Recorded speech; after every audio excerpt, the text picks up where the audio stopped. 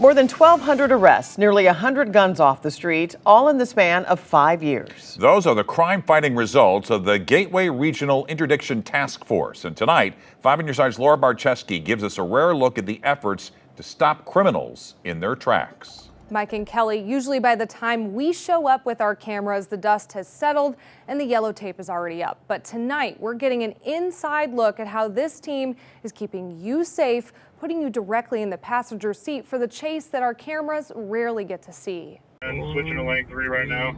Here they come. Time and time again, the Gateway Regional Interdiction Task Force proves that criminals on the run don't stand a chance. With a dedicated spike team to stop them in their tracks. The car keeps going for several miles until the driver crashes out on the side of Highway 70, tires ripped to shreds. And within minutes, about a dozen officers shut down all 4 lanes while they arrest the driver using drones and air support as a guide. Lake St. Louis Captain Josh Gillum, a commander of the task force, says successful arrests like this with minimal impact to the officers or the public are the reason the task force operates primarily at night. We cannot do this during the daytime. And then no matter where you're at in the St. Louis region, people that run from the police generally are going to run towards the more populated areas. So if we start on the western edge of the St. Louis region, where's everybody going to go? They're generally going to go east. For task force nights, about 125 officers saturate an area using every tool they have, including Metro air support.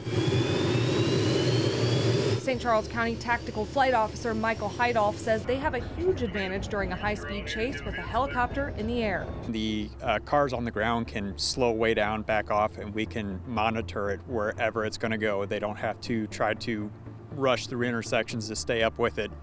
If it gets away, we can follow them the whole way, and then sometimes they'll think the cops are gone, they'll park, get out of their car and go into the house, and we can just walk in and grab them. Earlier in the night, officers made 2 arrests on the streets of St. Charles. With the help of a canine officer, they seized roughly an ounce of meth. During a different traffic stop, they arrested another driver. It's a stolen firearm, and then it's also got a Glock switch on it, which converts it to fully automatic.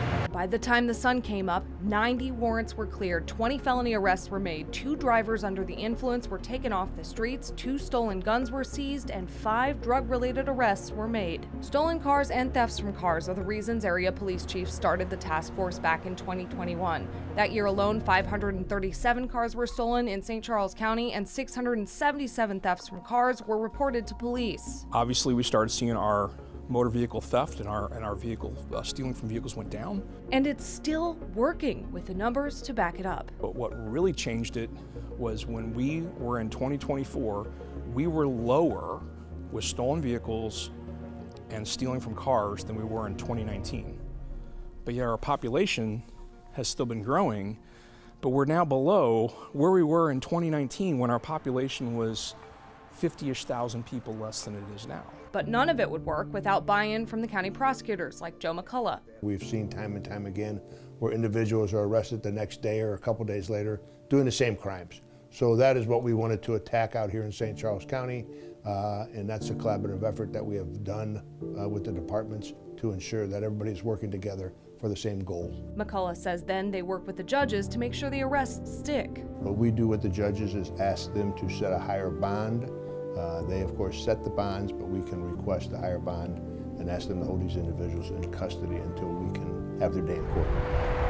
Over the last year, the task force grew, reaching across the river to St. Louis County, addressing more crimes with a total of 29 law enforcement agencies, making the streets even safer in a matter of hours. It's just unprecedented to get that many agencies to cooperate and go towards one common goal as we serve in this entire region.